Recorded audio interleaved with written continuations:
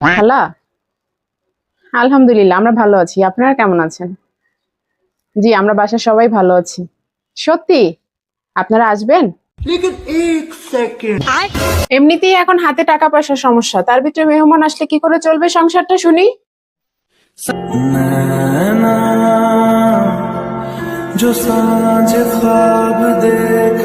সেটা তো খুব ভালো কথা।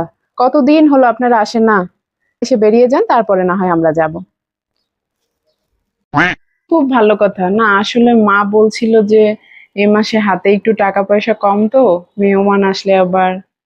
ও, আপনি কথা বলবেন? হ্যাঁ, নেন কথা বলেন। মা নেন। হ্যাঁ, হ্যালো। ও বোন, তুই? আসলে আমি বুঝতে পারিনি। না না, কোনো সমস্যা না, আয় আয় তোরা। যা, বাবা ফোনটা কেটেই দিল। মা কথা বলা হয়েছে? ফোনটা এবার এবার দেন।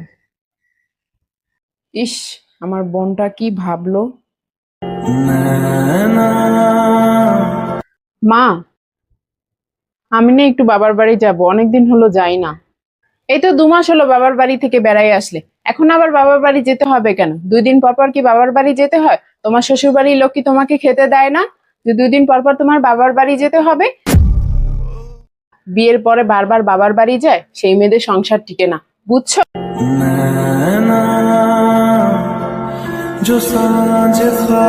তাই নাকি? সেটা তো খুবই ভালো কথা। হ্যাঁ হ্যাঁ, এই নে তোর ভাবির সাথে কথা বল। হ্যাঁ বৌমা, দেখো তোমার ননদ ফোন দিয়েছে, কি বলে শোনো। জি মা। হ্যাঁ, হ্যালো। কি? তুমি কেন 2 দিন পর পর বাবার বাড়িতে আসবা?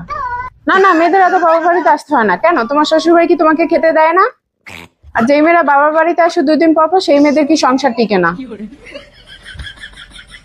হ্যাঁ, রাখো।